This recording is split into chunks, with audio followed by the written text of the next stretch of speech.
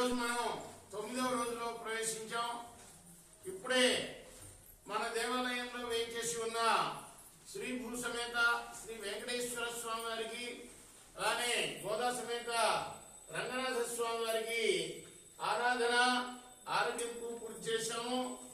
ఇప్పుడు మనం సంప్రదాయం ప్రకారం తిరుప్పావై గ్రంథంలోని 9వ పాసురాన్ని స్వామివారికి విన్నవించుకుందాం.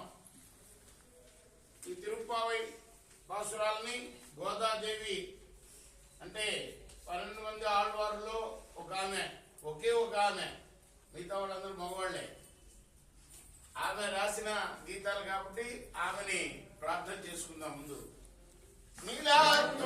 స్తనగిరితటి సుప్తముగ్ధోద్య కృష్ణం పారార్ధ్యం సంస్మృతి సతశ్రసిద్ధమధ్యాపయంతి స్వాధిష్టాయాం సృజని కలితం యా బలాకృత్య భుంక్తే గోదా తస్సై నమైనమినం భూయైవాస్తు భూయః మతమణిమాలా చారుకల్లారహస్తాం ననభరణమిదాంగీ సాంద్రవాత్సల్య సింధుః అలకవినితా వినిశుభ్రా కృష్ణనాథ విలసద్మృతి గోదా విష్ణు చిత్తాత్మజా నమః. కర్కటే పూర్వ పాల్గొన్యాం తులసీ కారణోద్భవాం పాండే విశ్వంభరాం గోదాం వందే శ్రీరంగనాయకీం. కాల్ తిరువడిగలై శరణం.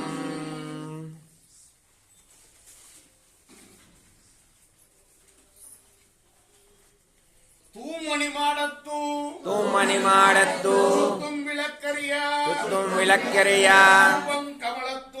ரூபம் கமலத்து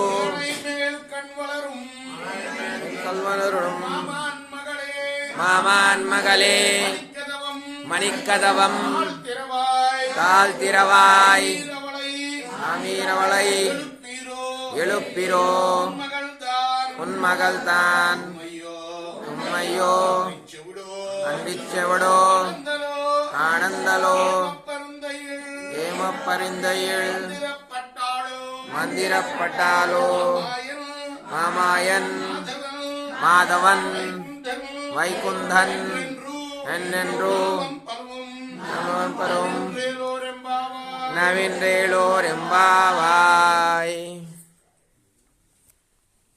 చుట్టూ దీపాలు వెలుగుతున్నాయి. పరిశుద్ధమైన పాన్పు మీద నవవిధ మణులతో నిర్మింపబడిన మేడలో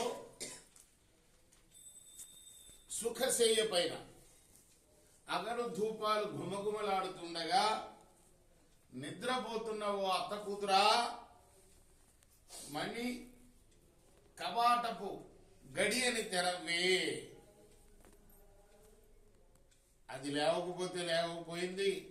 ఓ అత్త, నువ్వైనా ఆమెను లేపవే. నీ కుమార్తె ఏమన్నా మూగదా? ఇంత పెద్దగా పిలుస్తున్నావు, లేవటం లేదు. లేక చెవిటిదా? లేక ఏదన్నా రోగంతో బాధపడుతుందా?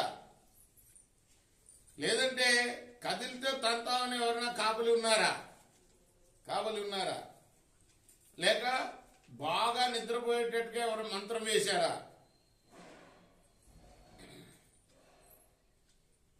మహామాయావి, మాధవ, వైకుంఠవాస అని అనేక నామాలు కీర్తించి ఆమె లేచేటట్లు చేయవేవో అత్త అని ఈ పాసురానికి అర్థం. ఆండాల్ తిరువడిగలై శరణం. మనం ఎక్కడికి వచ్చాము?